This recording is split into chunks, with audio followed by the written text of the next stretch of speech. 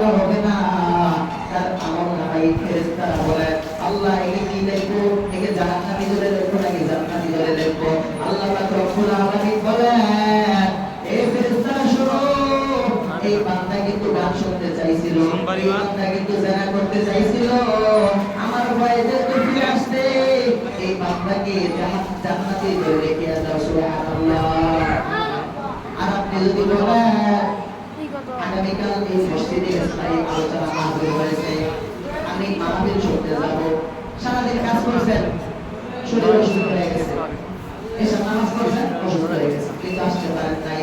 নবী করিম সাল্লাল্লাহু আলাইহি ওয়াসাল্লাম ডাকিয়া কয়, কোন বান্দা যদি নিয়ত করে ভালো আমলের নিয়ত যদি কাজ না করতে পারে, আল্লাহ পাক রব্বুল আলামিন তার আমলনামায় লিখে দেয়। সুবহানাল্লাহ।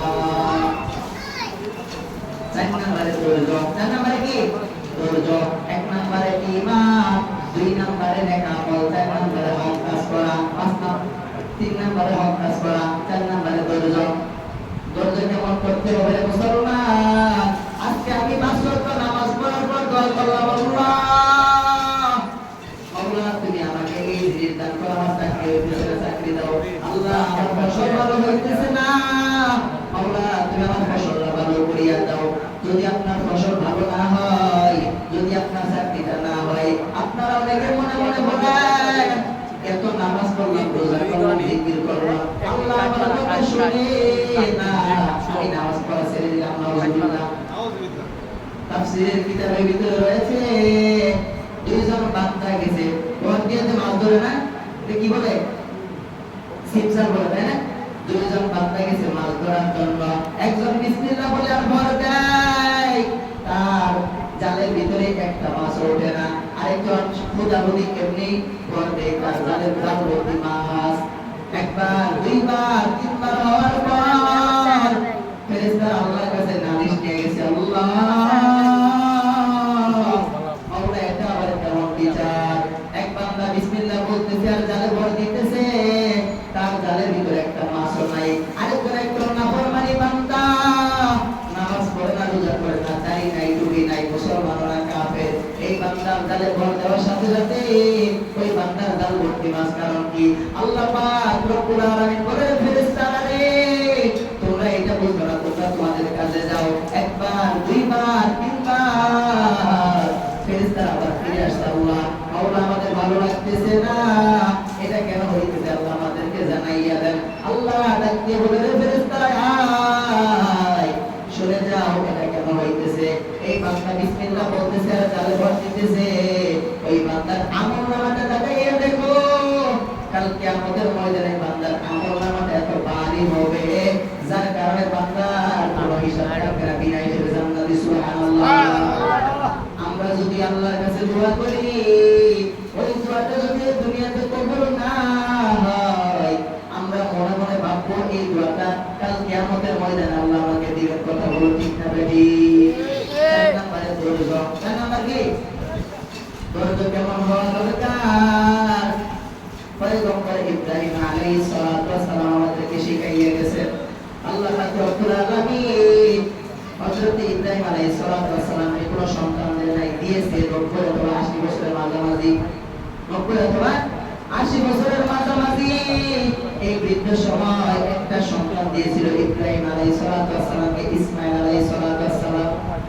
ইব্রাহিম আলাইহিস সালাতু ওয়াস সালাম ঘুমাইয়া গেছে, আল্লাহ স্বপ্নে দেখায় ইন্নী আরা ফিল মানাম আন্নী আসবাহুকা ফানজুর মাযা তারা। আল্লাহ স্বপ্নের মধ্যে দেখাইয়া দেয়, হে ইব্রাহিম তুমি যে জিনিসটাকে বেশি মহব্বত করো ওই জিনিসটাকে কুরবানি দাও।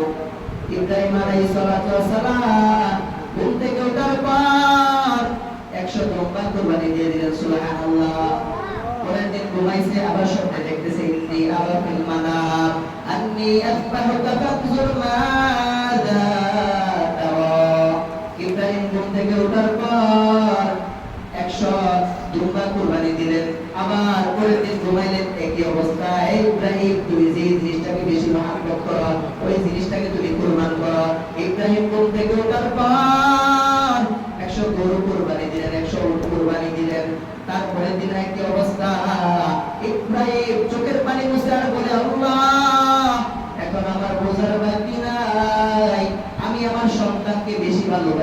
মহব্বত করি। তুমি তো বলতেছো আল্লাহ আমি যেন আমার সন্তানটাকে কুরবানি দিয়ে দেই। আল্লাহ তুমি কেমন পরীক্ষার মধ্যে ফলাইলে রে মালিক, তুমি যেহেতু পরীক্ষার ভিতরে আমাকে ফালাইয়া দিছো রে আল্লাহ, আমি তোমার কাছে আমি পরীক্ষা দিব ইনশাআল্লাহ। তখন ইব্রাহিম আলাইহিস সালাতু ওয়াস সালাম তার সন্তান ইসমাঈলকে পরিষ্কার করাইলেন, ভালো কাপড় পরাইলেন।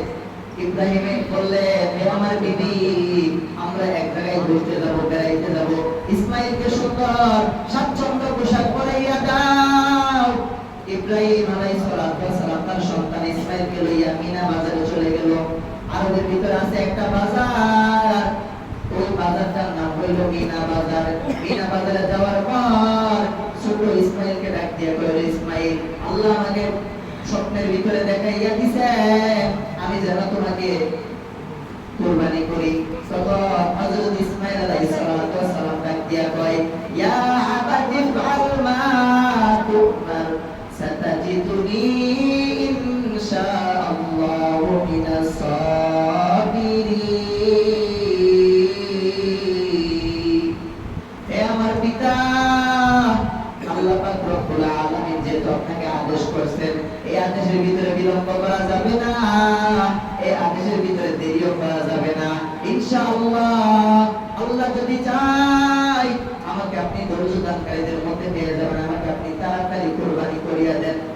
হযরত ইব্রাহিম আলাইহিস সালাতু ওয়াস সালাম পাথরের ভিতরে বসে বসে ছুরিটাকে ধার দিতেছে। তখন ইসমাঈল ডাক দিয়া কই, ও আমার পিতা, আমার আপনার চোখ দুইটা বাদ দেন, আমার হাত পা বাদ দেন। আমাকে যখন জবাই করবে তখন যদি আমার হাত পা লড়াচড়া আপনার কাছে লাগে, আপনার শরীরে লাগে বাবা, আমার তো বেয়াদবি হয়ে যাবে।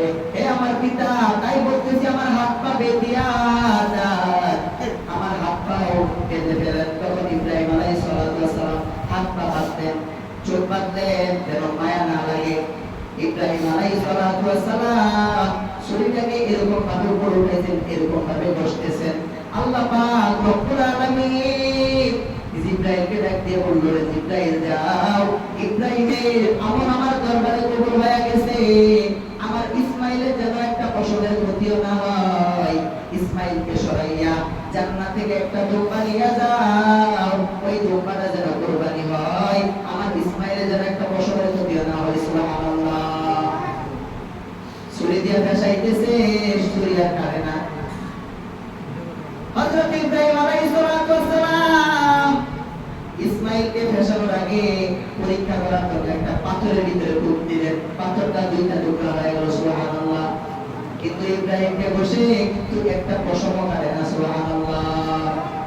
হযরত জিবরাইল আলাইহিস সালাম তখন একটা জান্নাত থেকে দুম্বা নিয়ে সরিয়ে দিলেন, দুম্বাটা কুরবানি হয়ে গেল।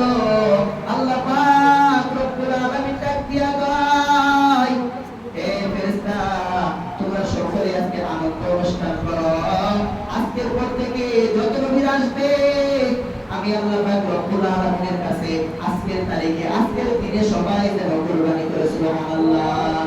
ওই দিন থেকে আমাদের ঈদুল আযহা, এই জন্য আমাদেরকে ধৈর্য ধারণ করতে হবে। মুসিবত আমাদের কাছে আসবে, আল্লাহ পাক রব্বুল আলামিন বলেন, যেই বান্দাকে আমি বেশি মহব্বত করি, বেশি ভালোবাসি, ওই বান্দার উপর বেশি বেশি মুসিবত চাপায় দেই। সুবহানাল্লাহ। এবং মুসিবত আমরা মনে করি যে আল্লাহ পাক রব্বুল আলামিনের কাছে মনে আমরা গুনাহ বেশি করছি, এই কারণে আল্লাহ আমাদেরকে মুসিবত দিতেছেন। না না, অনেকে প্রশ্ন করে, হুজুর আমাদের নবী তো আল্লাহর প্রিয় নবী ছিল, মহব্বতের নবী ছিল, আমাদের নবীকে তায়েফের ময়দানে এমন ভাবে কেন মাইর খাওয়াইলেন, আমাদের নবীকে কেন এত নির্যাতন সহ্য করা হইল? আল্লাহ পাক রব্বুল আলামিন বলেন, আমি যেই বান্দাকে বেশি ভালোবাসি, ওই বান্দার উপর আমি আল্লাহ মুসিবত বেশি চাপাইয়া দেই। কেন চাপাইয়া দেই? ওই বান্দা মুসিবতের সময়, বিপদের সময় কতটুকু আমাকে স্মরণ করে এটা দেখার জন্য। যখন মুসিবত বেশি হইবে তখন ডাক্তারের কাছে যাওয়ার দরকার নাই, কোন ইঞ্জিনিয়ারের কাছে যাওয়ার দরকার নাই, মুসলমানরা বিছাইয়া ওযু বানাইয়া আল্লাহর কাছে 2 রাকাত নামাজ পড়িয়া খুব করবার বলবো, ও দয়ার মালিক আল্লাহ,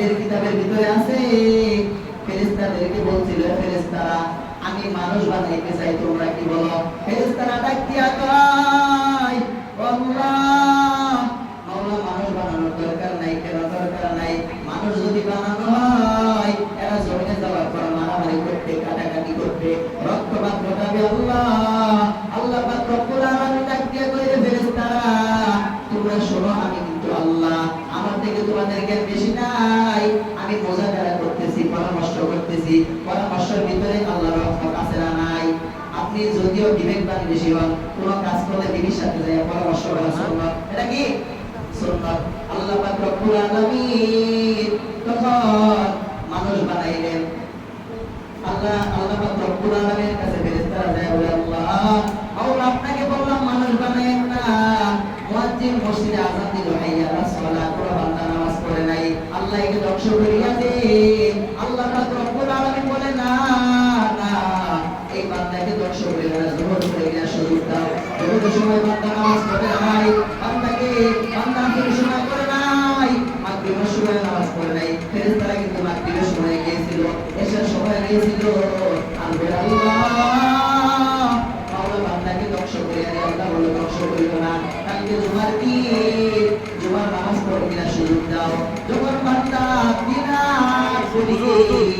এই জমিনের ভিতরে মাথাটা ঠেকাইয়া দিল রব্বুল আলামিন বলেন বান্দা কিন্তু মাথাটা জমিনে ঠেকাই নাই বান্দা যেন আমি আল্লাহর কুদরতি পায় ঠেকাই দিল সুবহানাল্লাহ আল্লাহ পাক বুঝিয়া বলতেছে ফেরেশতারাই তোমরা তো বলছিলা বান্দাকে ধ্বংস করিয়া দিয়ে বান্দার সমস্ত কিছু ভুলে গিয়া আমি আল্লাহকে মাহবুব মানিয়া তারা আমার পায়ে সেজদা দিল এই সারা সপ্তাহ যা সগীরা গুনাহ করছে আমি আল্লাহ তোমার নামাজের ফজিলতের কারণে সব গুনাহ মাফ করে দিলাম সুবহানাল্লাহ এইজন্য আমরা সকলে পাঁচ ওয়াক্ত নামাজ পড়ব ইনশাআল্লাহ সবাই আল্লাহ যারা যারা ওয়াদা করতেছে মাওলা সকলকে পাঁচ ওয়াক্ত নামাজি আল্লাহ বানাইয়া দাও মাওলা বানালে বরকত দাও মাওলা সবার পরিবারের ভিতরে মাওলা সকলকে দ্বীনের নেক প্রমাণ করে আলহামদুলিল্লাহ আমরা যে সমস্ত আলোচনা করে শুনলাম সর্বপ্রথম আমাকে এবং আপনারা সবাই যেন আমল করতে পারি আল্লাহ আমাদেরকে সবাইকে আমল করতে